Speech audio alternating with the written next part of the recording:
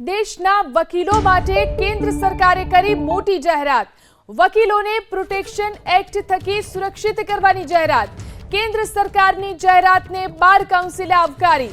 Protection એક્ટની માંગણી લાંબા સમયથી બાર કાઉન્સિલ કરી રહ્યું હતું। બાર કાઉન્સિલના અધ્યક્ષ જે પટેલે પીએમનો આ માટે આભાર માન્યો।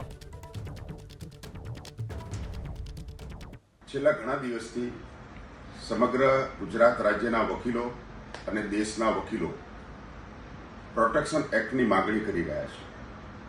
બાર કાઉન્સિલ ઓફ ગુજરાતે પણ બાર કાઉન્સિલ ઓફ ઇન્ડિયા સમક્ષ સમગ્ર ગુજરાતના અને દેશના વકીલોને પ્રોટેક્શન એક્ટ નીચે સુરક્ષિત કરવામાં આવે એની માંગણી વારંવાર કરતા રહ્યા છે।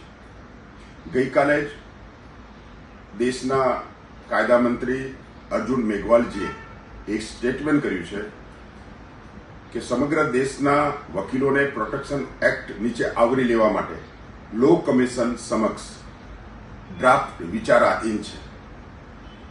આનો બીજો અર્થ એ થયો કે કેન્દ્ર સરકાર સમગ્ર દેશના વકીલોને પ્રોટેક્શન એક્ટ આપવા બાબતે આગળ વધી રહી છે।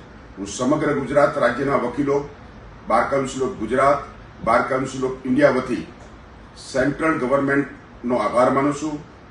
દેશના વડાપ્રધાન નરેન્દ્ર મોદી સાહેબનો આભાર માનું છું કે તેઓ દેશના વકીલોની પ્રોટેક્શન એક્ટની માંગણી સંદર્ભે સંવેદનશીલ છે। તો વકીલોને પ્રોટેક્શન એક્ટ થકી સુરક્ષિત કરવાની આ જાહેરાત કરવામાં આવી છે। દેશના વકીલો માટે કેન્દ્ર સરકારે આ મોટી જાહેરાત કરી છે, જેને બાર કાઉન્સિલે આવકારી છે। પ્રોટેક્શન એક્ટની માંગણી લાંબા સમયથી બાર કાઉન્સિલ કરતું હતું।